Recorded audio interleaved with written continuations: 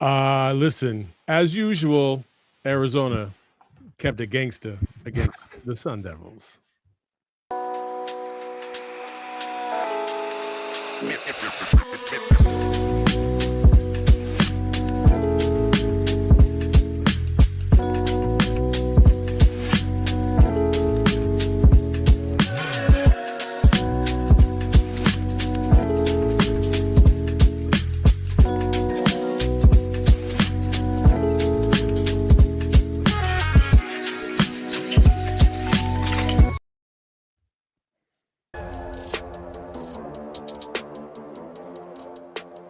Welcome in to another episode of the McKale Madness podcast. That's my guy, Corey. I'm Saul. Thank you all so much for joining me and him on this beautiful Thursday evening after yet another dub.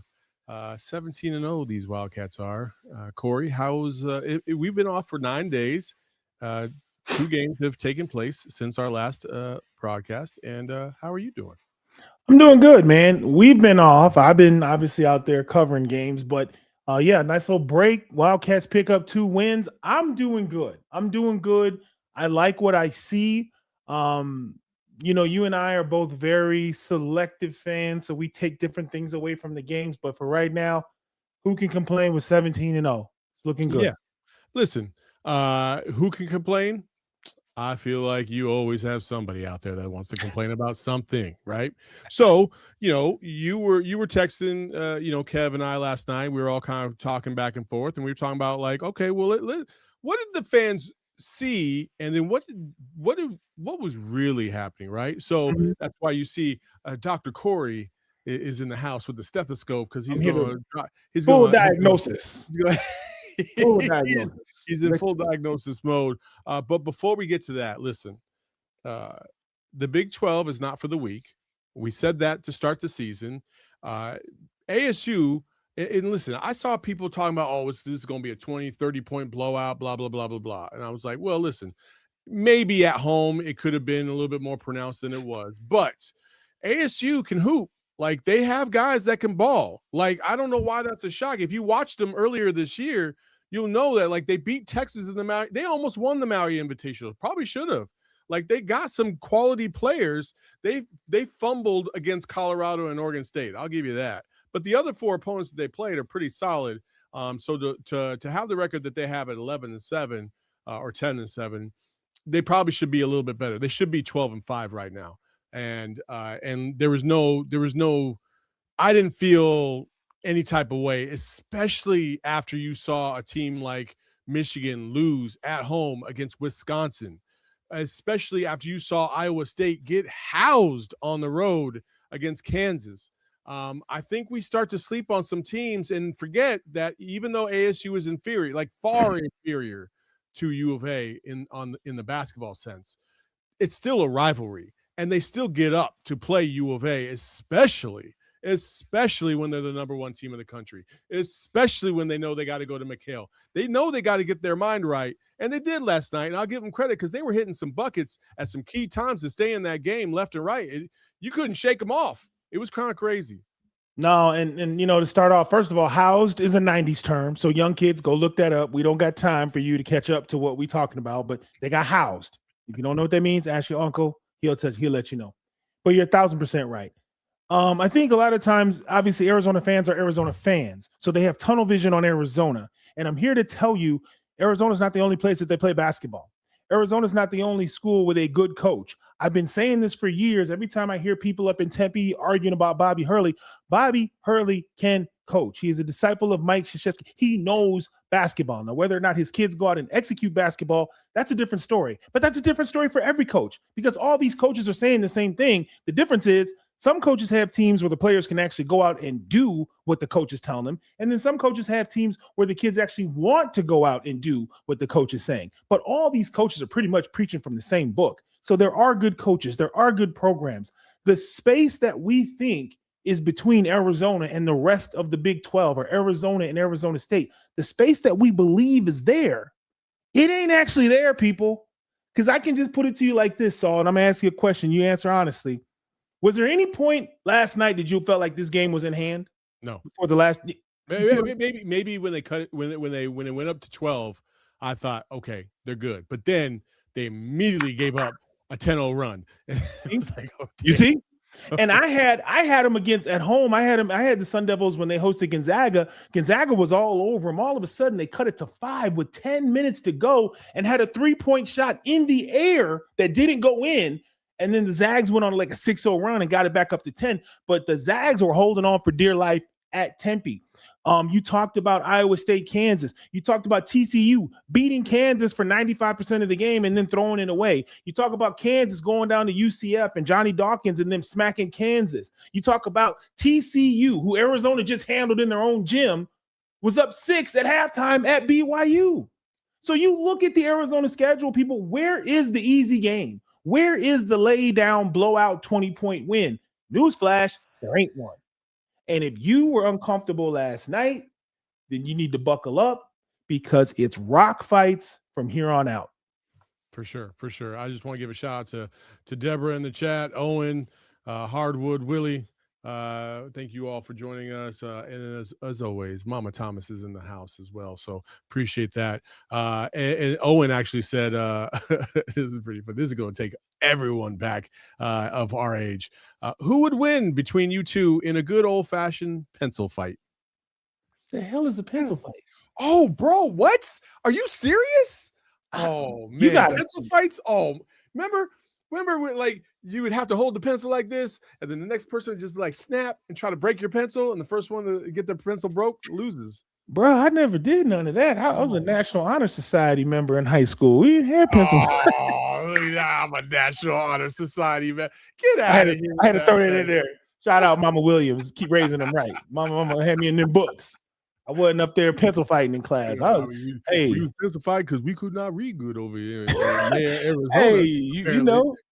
I'm just saying. I know what the Arizona public school system was on. Real quick before we move off of like an ASU topic, I mentioned last night, and I want to get your honest opinion. Bobby Hurley is a good coach. I think he's a good coach. I, however, think that he has a ceiling, and I think the ceiling is if he has a talented group of players that come in with a lot of accolades, a lot of hype, he can only get them so far, and he can only get them to buy into their message because either they don't come in with that DNA to be hungry enough, or they just don't trust that Bobby Hurley has the gravitas to get them to the next level, even though he might, right? Whereas the scrappier, younger players, the players that came from nowhere, the players that weren't highly regarded, he can get them to elevate and buy into his message and play incredibly hard. And if you look at his track record, his best teams have been the ones that have been less regarded overall, as opposed to like last year's team had tons of money, NIL flooded into it, and, you know, didn't amount to anything. That's just my opinion. And I used Remy Martin. Damon Farrell used Remy Martin as a good example of that to kind of back up my point. Remy Martin, nobody knew who the hell he was. And then he played for Bobby Hurley, they had that great run. And then the next year he had a lot of hype, didn't match that level. And then what did he do? He transferred to Kansas, played very well, won a national championship, and then so on and so forth. So I think there's a cap to what Bobby Hurley can do. And I just want to get your quick opinion on that. I don't want to waste too much time on it. I think it looks that way, but what I see is a little bit different. I see Bobby Hurley getting a hold of 3- and 4-star players and maxing them out because they fit his coaching style.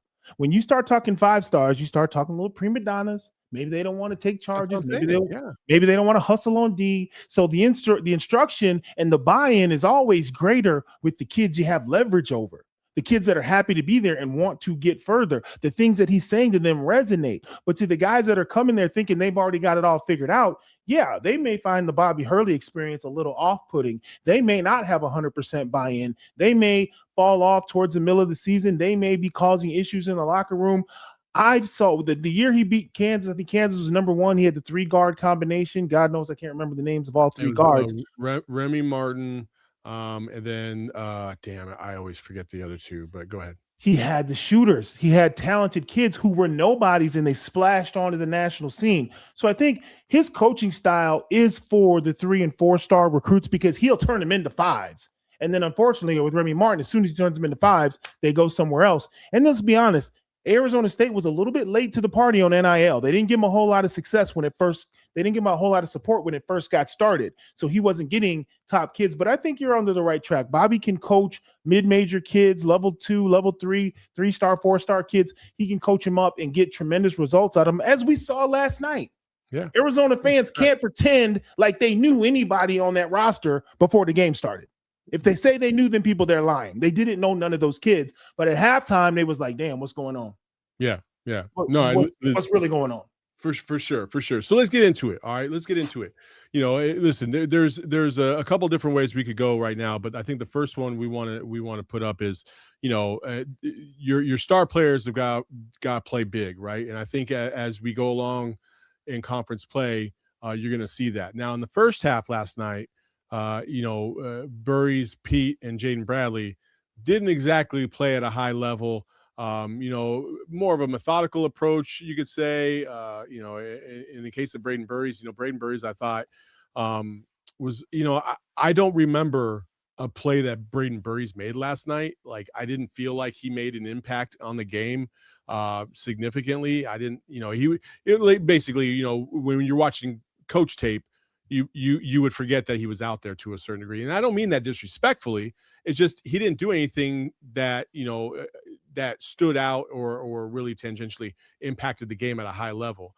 Jaden Bradley it's kind of typical of him to kind of work his way through that first half and kind of let everybody else cook. Koa Pete looked like, he really wanted to win that game. And I think the nerves got to him to a certain degree, or maybe it was too fast for himself. And I thought Tommy Lloyd had a great quote last night, and it's probably one of the best quotes I could remember. When he was talking about Koa Pete, he was saying that Arizona overall, and he pointed to Koa Pete, was guilty of, quote unquote, the undisciplined want of more. And the reason why is because when you want and you desire to want to dominate so bad that it almost takes you a little bit out of your game, it can be catastrophic to your own game. And so you got to kind of relax and work yourself. That's what when coaches and you hear guys talk about, like, play through the game and kind of get into your motion, and play into your rhythm. That's what they're talking about. In that second half, Koa Pete did exactly that in that first 10 minutes. He just let the game come to him. He saw his moments, and then he attacked, and he played strong, and he scored like 10 straight points. Mm-hmm. Kevin, you throw that back up one more time so we can go through it. Now, Braden Burries struggled in the first half. Why? I think he got a technical foul. Maybe he wasn't really mentally there, but mostly when you see the 1 for 4, only 4 shots attempted, limited minutes, played 12, probably should have been around 16, 17, but only played 12. Then you look at Koa Pete. He was 2 for 8. Had 4 free throws. So we only made 2 baskets in the entire first half. He pretty much played all of 2 minutes, but that's a really low line for 18 minutes of play.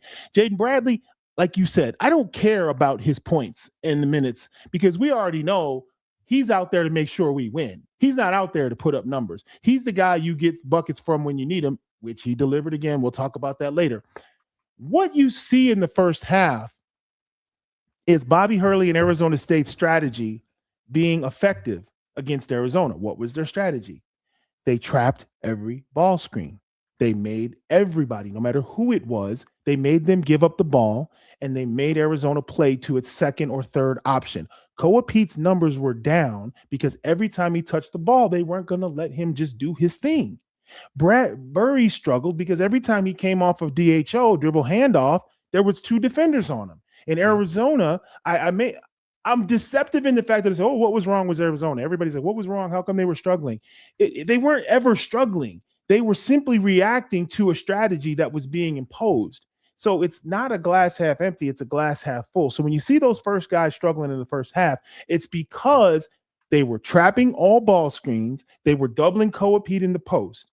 Now, the glass half full, Arizona continued to play inside, and the name we haven't dropped, Tobey, I got it right, Kev? It's Tobey with the little slash.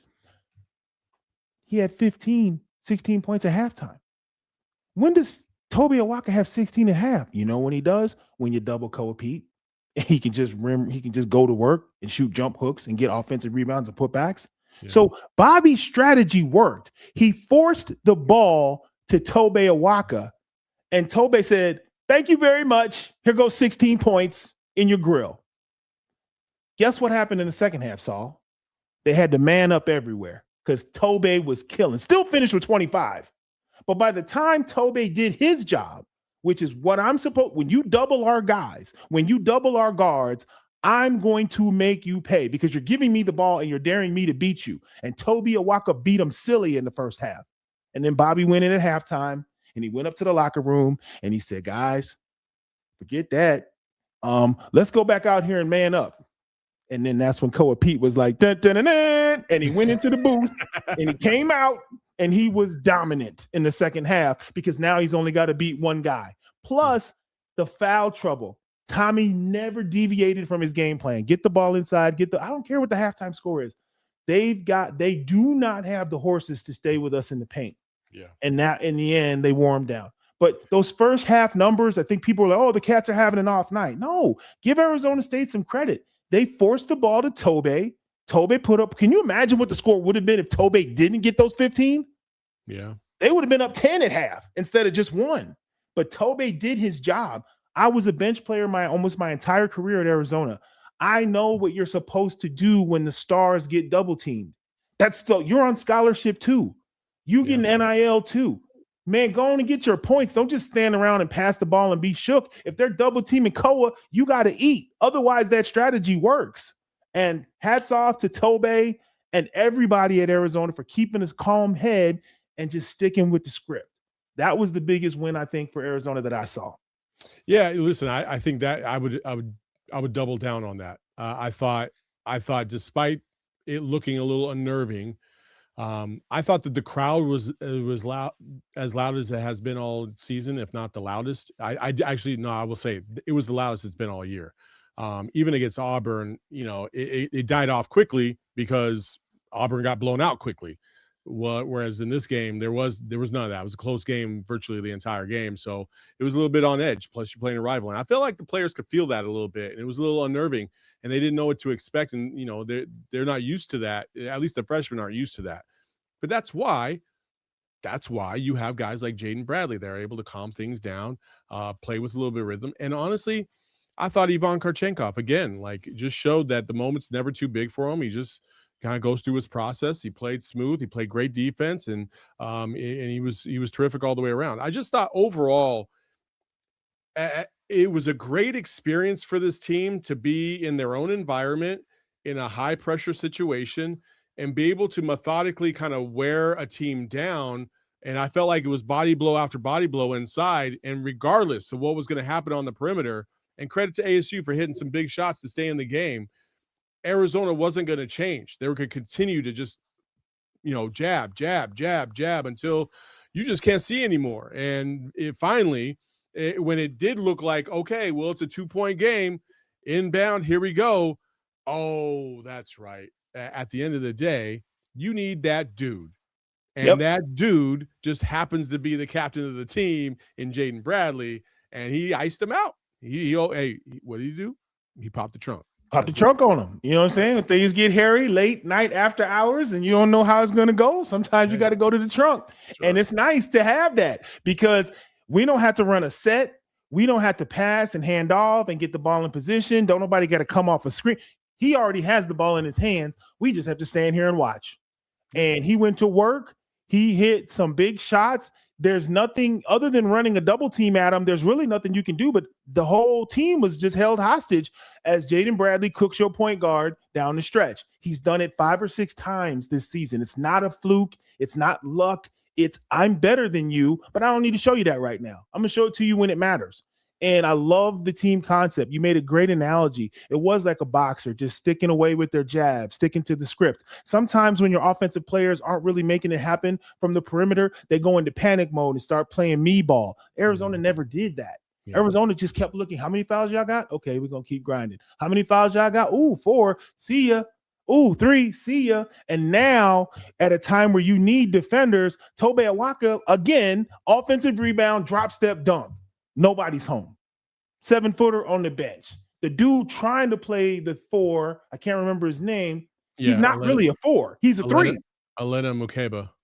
Yeah, McCabe was the one with 3 fouls for the majority of the time. Jacques, he had 3 fouls, but when Jacques got 4, it was just a layup drill. He was letting everybody score because he couldn't foul out. Yeah. Most teams in college basketball have 2 legit big men, maybe 3 if you're lucky, but you usually have 2. Some teams only got 1.5. Arizona has 3 legit big men.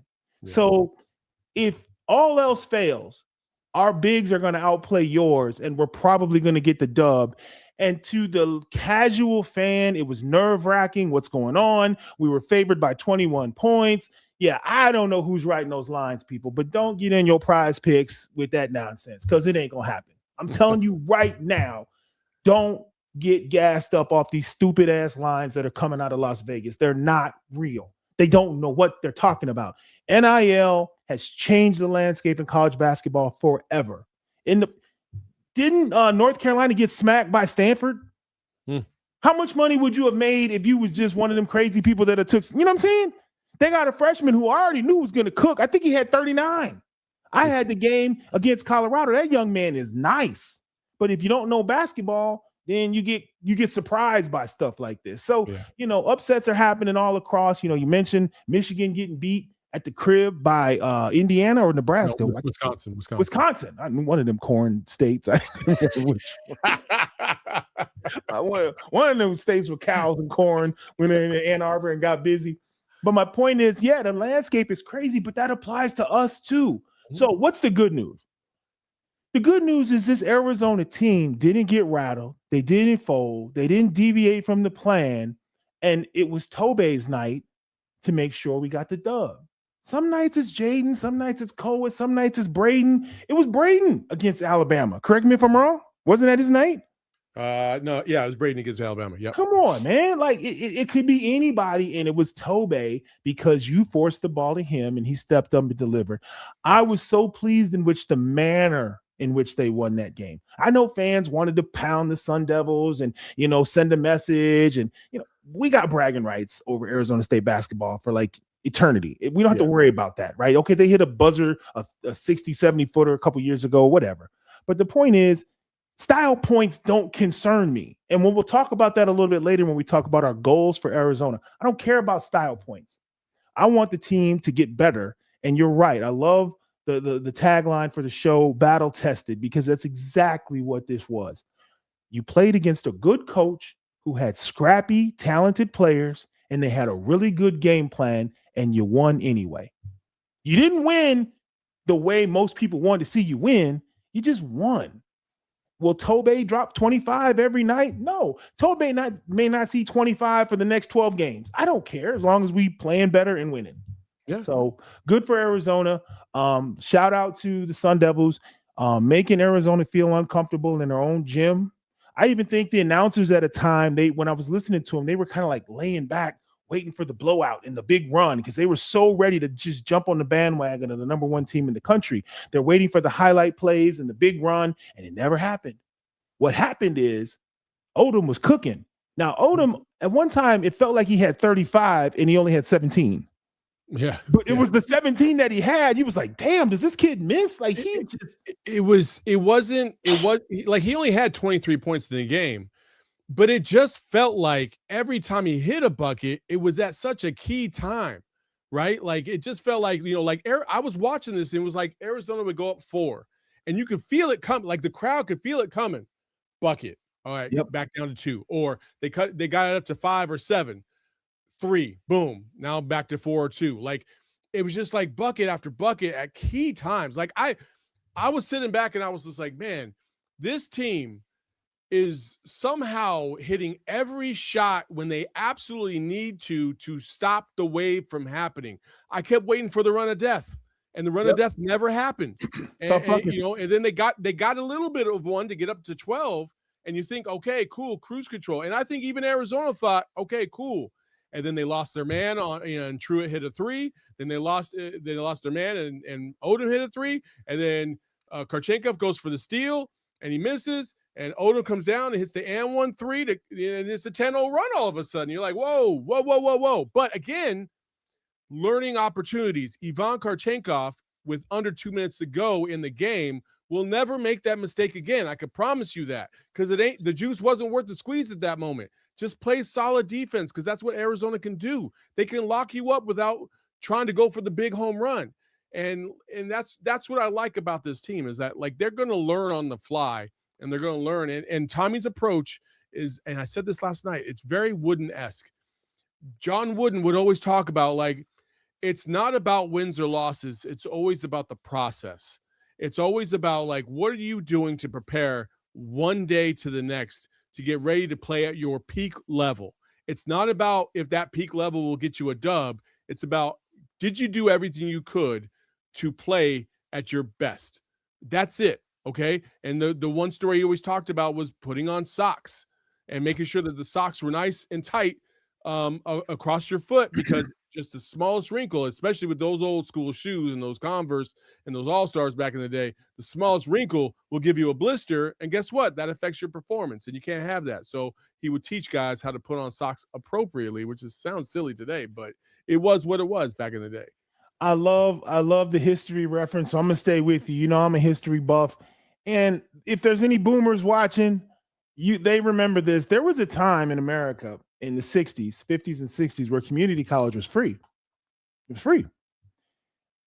And the only reason I bring that up is normally when you learn something, it costs you. And usually you make mistakes and it costs you a game and you lose and you learn something, but there was a price associated with it. Arizona, to your point, is learning things for free. They're learning, but they're still winning. They're going through things. They're going through situations where Jaden Bradley has 3 fouls and Braden Burries has to play the point guard for an extended amount of time. Ivan Kurchenkov gambles in a clutch time play that results in a bucket. They're learning how to play when Koa Pete only has 5 or 6 points at halftime. When they're learning, they're going through all these tumultuous situations. Krivas unavailable for a long 8-minute stretch because he was in foul trouble. All these things are happening to them, and they're still getting dubs. They're getting that free community college education. That's all I can liken it to. Normally, you pay for things. When you make mistakes, you pay for them with the game. You lost the game because of X, Y, Z. Oh, well, you know, Bradley had 3 fouls, and that's why we lost. Koa Pete was getting double teamed, and that's why we lost. We only made 4 3-pointers, and that's why we lost. All that stuff happened, and they still won. Yeah. So for me, I see the silver lining. I think you're right. This is the first time most of the team, your key players have played in a rivalry game. This will be your first run through the Big 12. There's only 4 players that have gone through been in these gyms before on the team. Nobody's been to Florida, UCF. Right. So everything's a first time, but this is a great team because they block all that out. And most importantly, they stick to the script. And that, any coach will tell you, is the key, because when guys stick to the script, they're doing it because they believe in each other. Yeah. Hey, when they double me, I'm going to hit you at the free throw line, Toby. Take it right to the rim. Do your thing. I'm not even caring about my numbers. I don't care about my stat line. Hey, Deli, when they come in on Krivas, we're kicking it to you. Knock down that 3, boy. They don't care. They just want the result. That is refreshing to see, this level of unselfish play and this level of team cohesiveness, if I could use an ACT word, like I said, National Honor Society at Batavia High School. I have the document somewhere here in my office. But anyway, cohesiveness. Young kids, look that up if you don't know that word. But no, it's good. It's a good win. Good win for Arizona. Love to see them getting tested the way they've been getting tested. All that despite this as the first half stat line, which was not pretty, but it wasn't, listen, it was what it was. That first half stat line, the graphic, Kevin. There it is, the first half stats. ASU was up by 1, obviously. The points in the paint wasn't as drastic as you thought it was going to be. That's mostly because their big guy, he was playing pretty well. He was hitting that little midi, that little floater. It was solid. Arizona's a little loose with the ball. But overall, listen, again, I thought it was just, it was a solid performance by ASU. And it just makes you wonder, why do they have the record that they do? It's kind of crazy. Well, and like I said, I always look at the first 10 minutes. The first 10 minutes of any game, I'm not surprised when the score is even, because adrenaline will carry you for 10 minutes. You're going to play great basketball no matter who you are for 10 minutes. That second 10 minutes before the half, that's where we find out a little bit of who you are. Arizona State showed up. They had the lead. The lead went back and forth for a while. So when they went in at the tunnel up 1, I felt like, okay, Arizona needs to establish itself in the opening 10 minutes of the second half to kind of gain some distance. And to my surprise, the Sun Devils were still executing their game plan, but they had abandoned the double team in the paint. So I remember talking to you, and you were like, Koa Pete just needs to start beasting people. And I mean, boy, did he ever.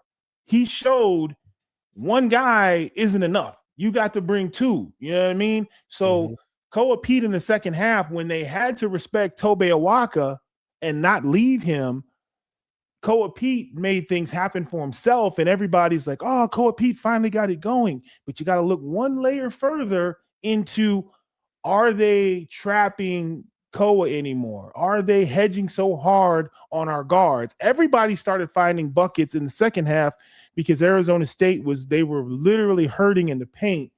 And it's all connected. I know I've said this a million times on the pod, but it is.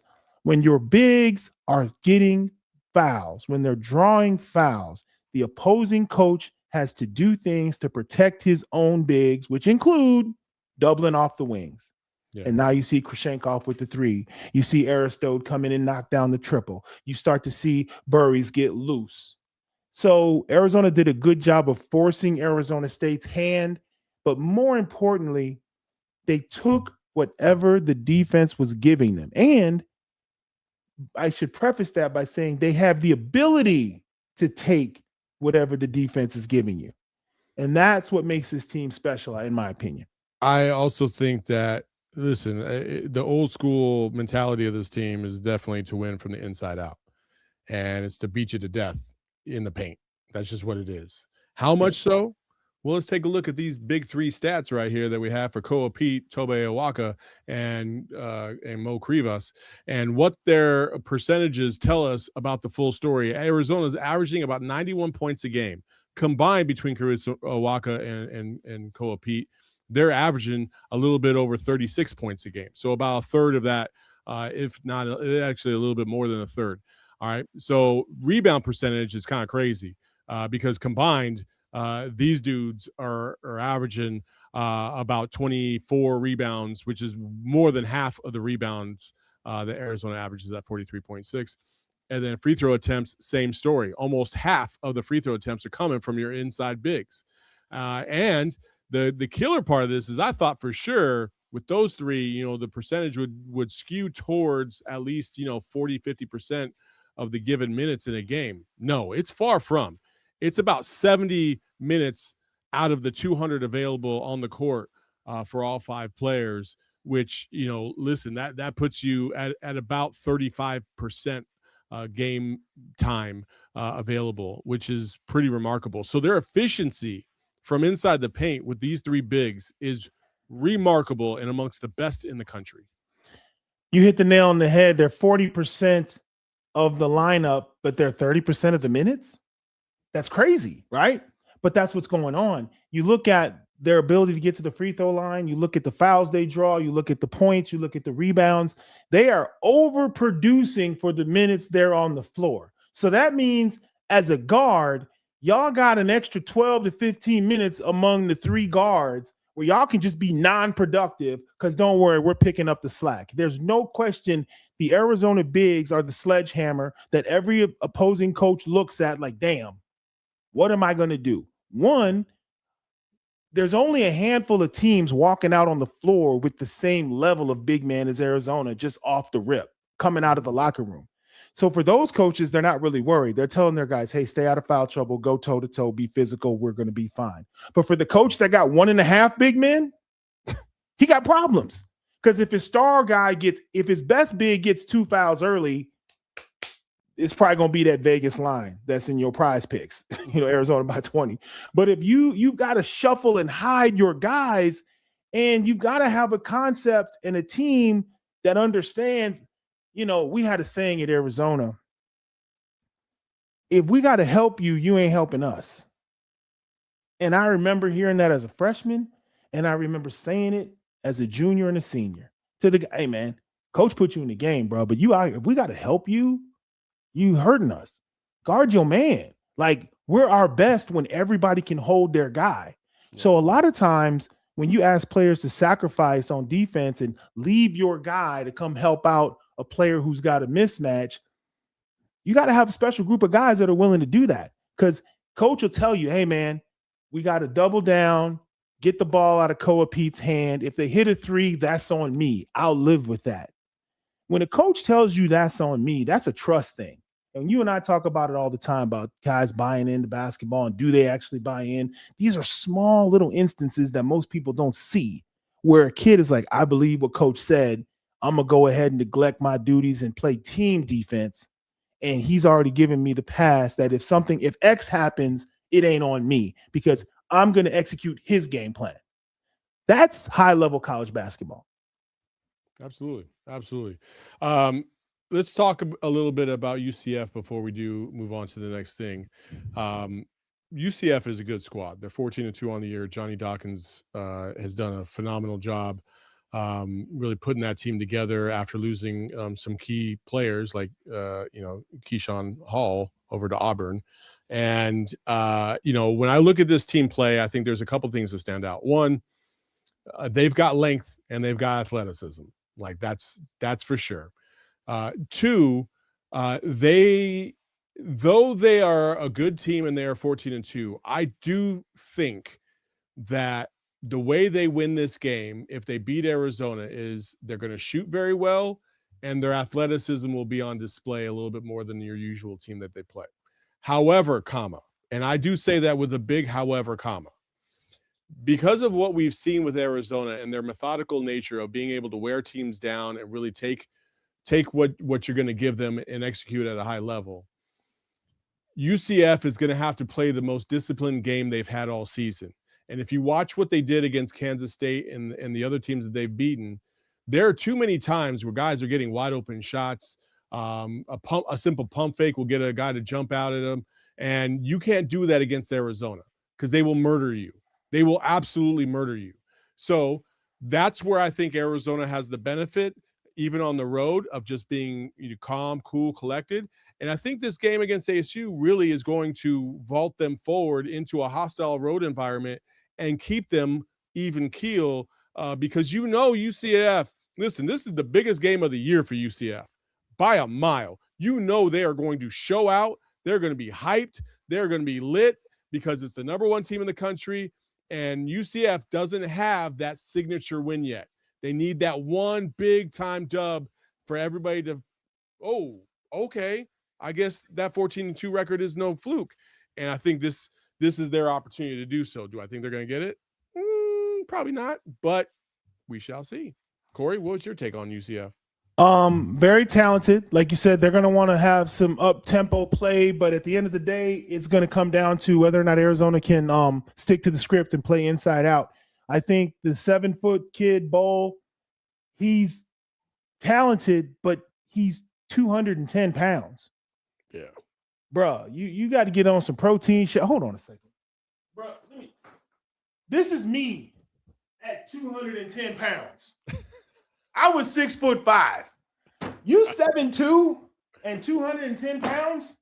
You better get on that protein. You better get at Arby's or go somewhere between now and tip-off, because, bruh, you might be in foul trouble because he's got the wingspan. But on a serious note, it'd be criminal if Arizona didn't just play inside out, because I think, yes, they're going to knock down some threes, and yes, the crowd will get into the game. But at the end of the day, 40 minutes is such a long time to be pushing and shoving with Krivats and Tobe and Koa, and they stay fresh. Tommy's only playing each of them a little over 20 minutes apiece, so you're not getting a tired Koa Pete. You're not getting I don't even think Tobe Awaka gets tired. I don't think so either. I wouldn't be surprised if he got cut and you seen a bunch of steel and under his skin like Terminator. That wouldn't shock me. I'd be that makes sense. I knew he wasn't human. You know what I'm saying? If he had the Terminator face with the red eye underneath, I'd be like, yeah, that makes sense. I've never seen him tired. Have you? I don't know if I've ever seen him smile. Man jersey got ripped off him a couple games ago, and he didn't even know it happened. He was like, huh? It was like, your jersey. Oh, man. Like, that's trenches. The crazy thing, The crazy thing is he got called for a foul on that. Man, you see what I'm saying? How you foul somebody and you lose your jersey? That means you threw that man to the floor with such desperation. He grabbed onto your joint and it ripped. You threw a man away from you with such velocity and speed that your jersey ripped.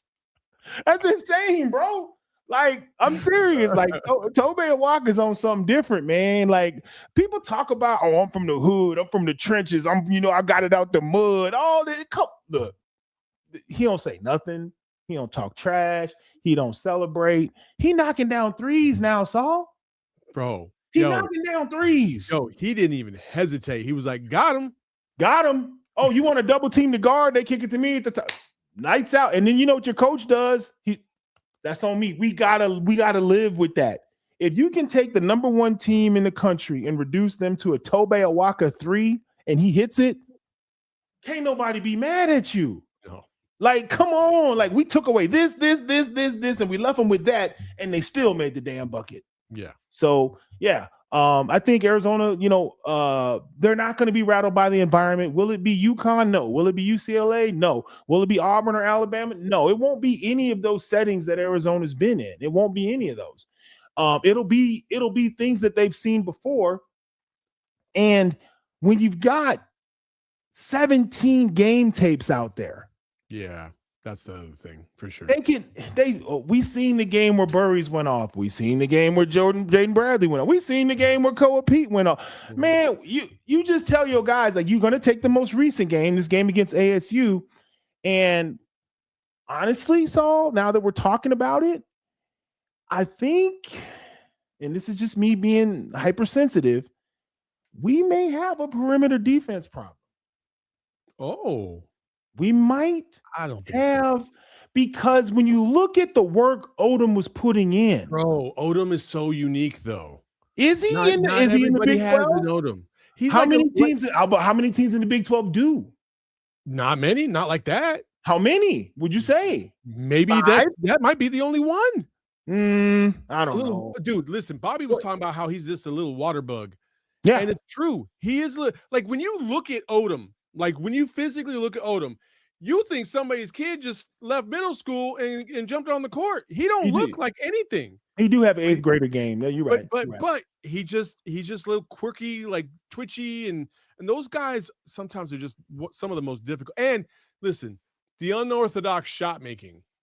Okay, I'm not concerned about the one-on-one defense. I'm more concerned about the breakdowns that I saw in the last 4 minutes of the game, and that's more where I would go. Well, when I look at Odom, okay, maybe there's not identical players to Odom, but I think there's half a dozen teams in the Big 12 that have guards that can or could get hot like that. Oh, yes. 1,000,000%. That's a different question. Because here's my problem with that reality is I know for a fact, you go to BYU, them boys can shoot that thing. And they shoot off balance. They shoot crazy. Houston got people that shoot that thing. Iowa State got guards out there. So there are players that can put up numbers comparable to Odom's.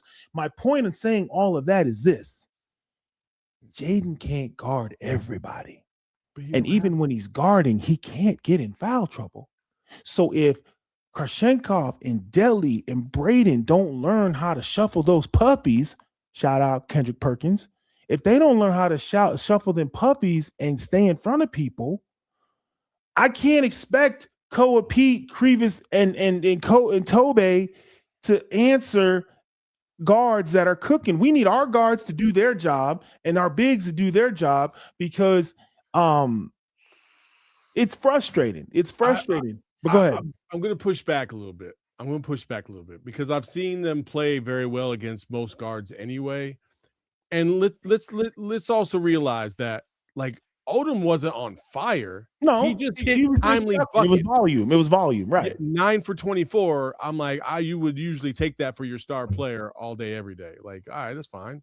9 for 24. Here's the thing. Cool. 9 for 24, but if he was 13 or 14 for 24, they might have won that. Different game. One, yeah. Listen, there's guys like Sharp over in Houston, like unorthodox kind of style, the way he releases the ball, the way he, he's a thicker guard and he kind of shoot from the side, but he can hit that thing from half court. It don't matter, right?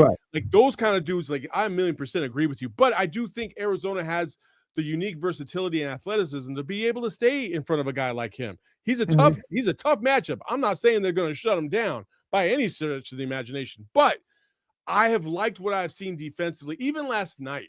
Like, I liked sometimes guys just hit buckets and like you can't do anything about that. True. And they might face that against these elite teams too. BYU might be the first time where they're like, oh boy, if you are not locked in all the way, Richie Saunders is going to kill you from the perimeter. Like, he's going to drop 50 on you if you just let him have wide open threes, right?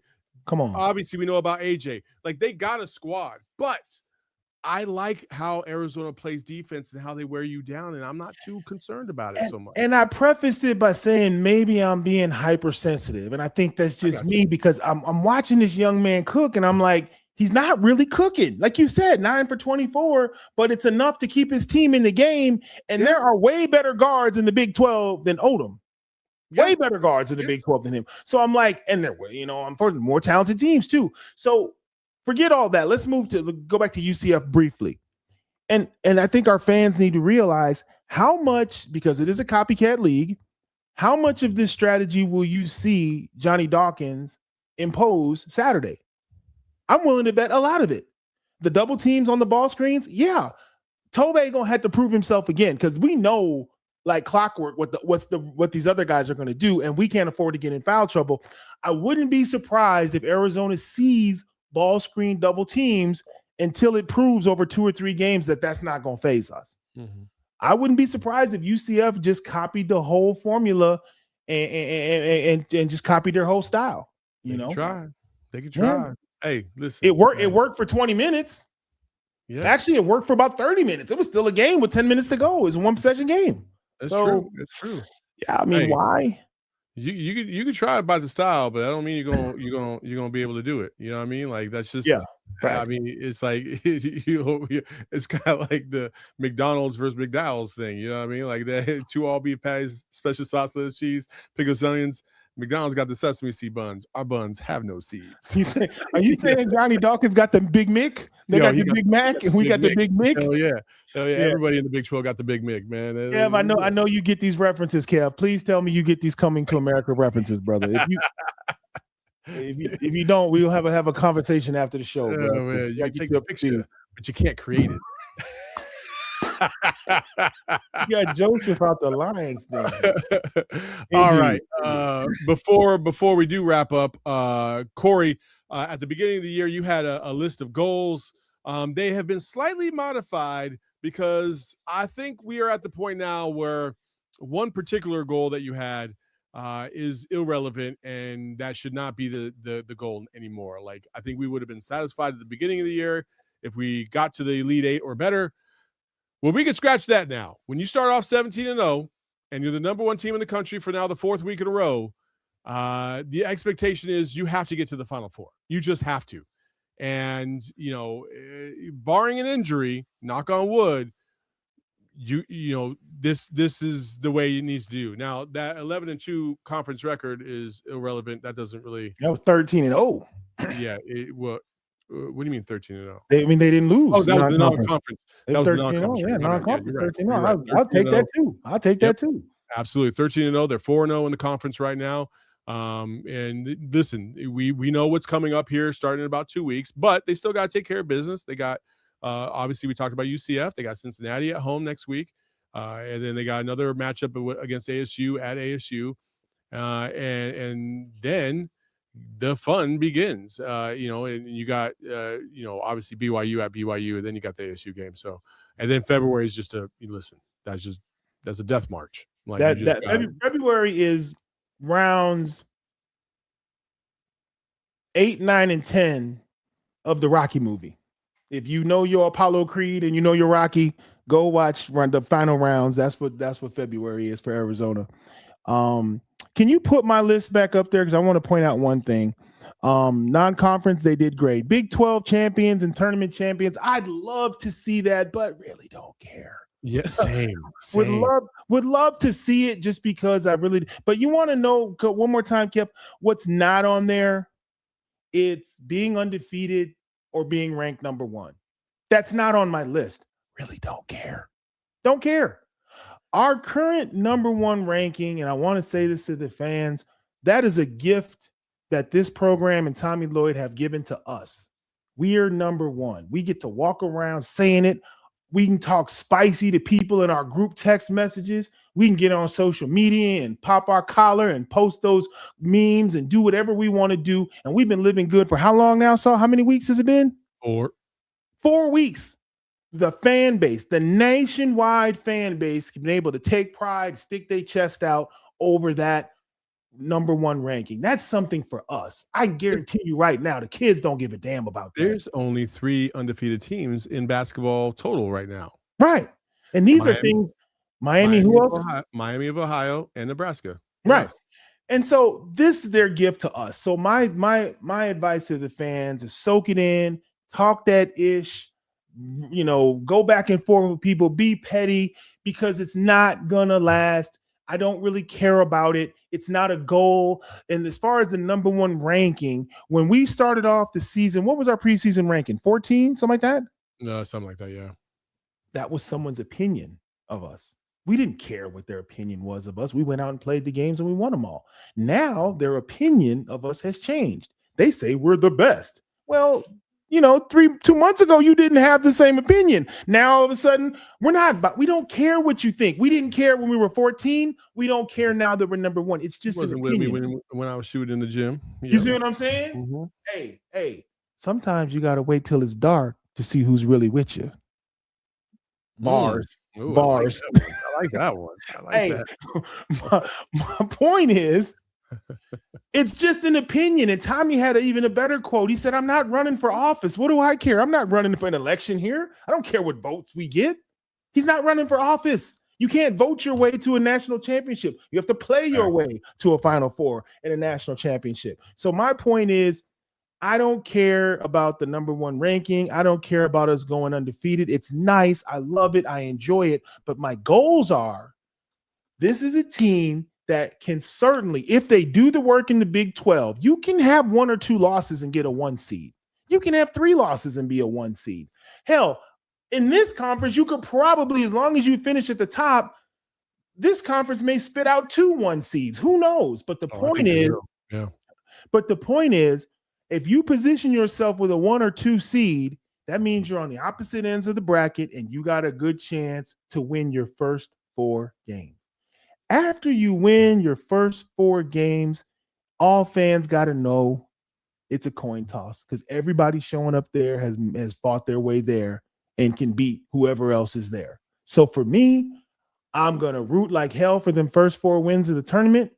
If they get them, great. After that, I'm going to sit back, just like a lot of NFL teams this weekend, Saul. You can't sit here and say who's supposed to win this weekend, because we just don't know. Yeah. The best of the best is all that's left, and it's going to be what it's going to be. Listen, I've been on Cruise Street since like the middle of the season, so I got you. Man, my team was out a long time ago. My season was over with the Michael Parsons trade, so I've been chilling for a minute, dog. AZ Cats G 7163 made a great comment. Said Tommy's not a politician, but he was awesome in the Arizona legislature earlier this week. Gave a great speech about just the content of people's character and making sure that you're always doing the right thing. I thought it was really great. It was good. It was a good speech just to get everybody going. And he also dropped a $5 super chat. So you and Corey are so good. Some people feel like there's more than 2 people on the podcast. Keep up the good work. That's how you trap and get back to your man. You double team and you get back. That's that Arizona Ludosin. Yeah, appreciate the love there. Before we wrap up, I have 2 things. One will lead into the other, but this first one, and before anybody says it, no, Arizona is not interested in this kid, but he did drop 100 points for Maryvale High School this year, or the other day. Adrian Stubbs broke the Arizona State record, which was previously, I think, 71 points. 100 points. The team scored 109. He scored 100. So that means that the rest of the team only had 9 points together. Now, he did this in just 3 quarters as well. What's so remarkable about that? Well, they're only 8-minute quarters. So that means my guy averaged 5 points a minute in this game. That is crazy. I don't want to say anything else because I'm not trying to disrespect the kid. That's a hell of an accomplishment. However, comma,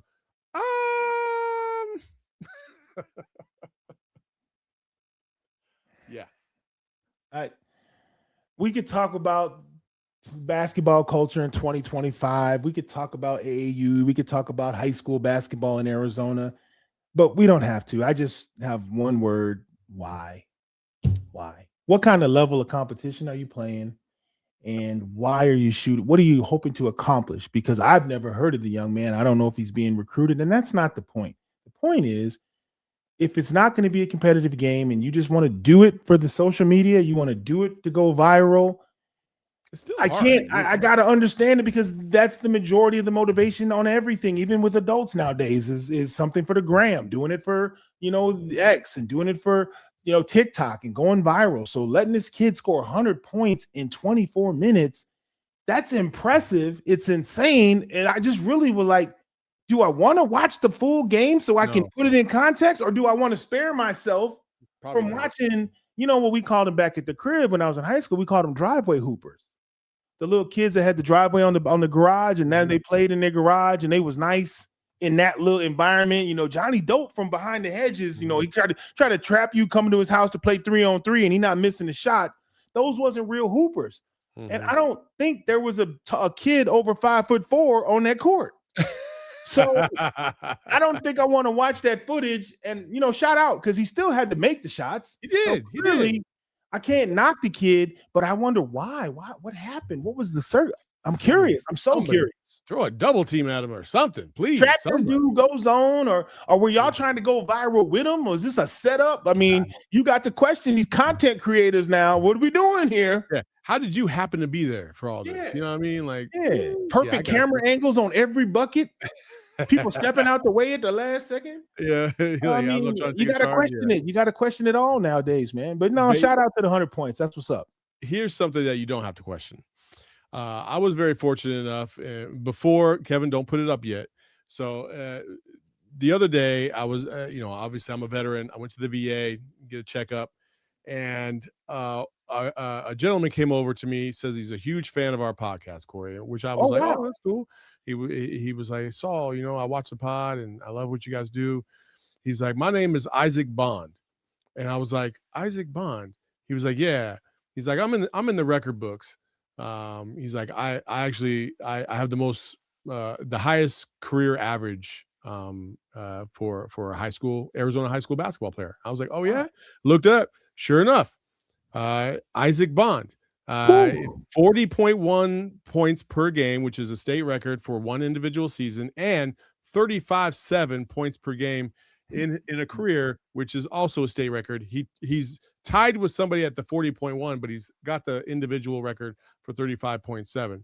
He did this in a time where there was no 3-point line.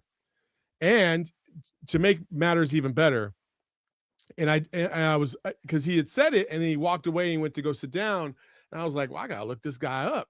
And I looked him up, and oh my gosh, he played in one of the greatest high school basketball games of all time in 1964 for the state championship against Phoenix Indian School. The final score was like 96-94. And if you think about 1964 basketball, a 96-94 game in high school is unheard of. Unheard of. I mean, that's dudes were running in that game, right? And so I just wanted to give my guy, Isaac Bond Sr., some love. It was really great to meet him the other day. And I really do also appreciate the love that he showed by coming over and saying hi and saying that he loves our pod because he loves the ball talk. He loves the hoop talk. He says we do a great job. So I really did appreciate it. Kevin, we got a new segment called Saul's Real Hoopers. That was episode 1. Ooh, I like that. That's what we're doing. From now on, every show, Saul, you're going to send us home with a real hooper. And we starting with a legit guy who was getting buckets in the era of the 4-corner stall offense. Mm-hmm. You see what I'm saying? And he was getting them kind of numbers in them one-sold Chuck Taylors with no energy return. So come on, man. We talking about real hoopers. He was hooping in them PF Flyers. I know that. Saying, no shot clock, stall offense, suspect equipment, and he was getting buckets like that in high school? Yep. That's insane. Real Hoopers episode 1. Shout out. Love it. Yeah. Love it. So appreciate y'all. Also, shout out to Sheila Chavez. I didn't mess it up this time. So I called her Sophia last week on the post-game show, but Sheila Chavez, diehard, came up to me the last couple of games just to say hi. She's been recovering from stomach cancer. She's doing a terrific job. She supports the Wildcats. She drives down from Chandler, right? My hood. Just to say, just to see all these games, and is also a Suns fan. So just want to give her a little love on our show as well. Go ahead. One other thing. I'm new to the Arizona landscape. I have been out here 30 years, but people know me, U of A and beyond. The history of the state, probably not my strength. So for the Real Hooper segment, for people in the chat, people watching, hit me or Saul on social media. We're not hard to find. If you got a hooper out there that you think we need to know about, let us know. We'll do the research. And don't be offended if they don't make the show, because I'm sure we'll get a lot of responses. But I love celebrating real hoopers like that. So please hit me on social media or hit Saul. It's already starting. Miranda basketball coach Joe Acker scored 121 points in high school, the most points in Pennsylvania history. That's pretty crazy. Now we got to go. We got to go to the books, and we got to have a committee, and we got to have a Zoom call. We're gonna verify the facts. Yeah. We gonna check up. I scored 89 points in the YMCA game one time. That's why 100 points to me. I'm like, how did you do that? Because I know I didn't pass for anything in that game, and this I still can't believe it. Anyway, this is all I'm gonna say. My little pat on the back. My highest scoring point game ever was 49 points in high school. I scored 49. Saul, we were down 8 with 54 seconds to go. And I scored, we had a press. I must have scored the last 7. We won the game in regulation. Damn. Yeah. So I was on the point of the press, steal, bucket 3. Next thing you know, got another steal and 1, game's over. But that was my highest scoring game, and we barely won it. I had other games where we blew people out, and our coach was old school. He would bench the starters in the fourth quarter. So I broke Dan Issel's scoring record with 2,000 some odd 2,200 points, but I hardly played a fourth quarter of my junior or senior year. So I love these people trickling in with the facts. We want to look them up. Real hoopers. Love it. Yeah. Hey, that'll be it. We'll call it the segment, and we'll create more homework for you, Kevin. We need a graphic. We need a graphic, baby. Saul's real hoopers, baby. I love it. So anyway, we appreciate you all for joining us on another episode of McKale Madness. We'll be back next Thursday at 7 p.m. Actually, the next 2 Thursdays we'll be back at 7 p.m.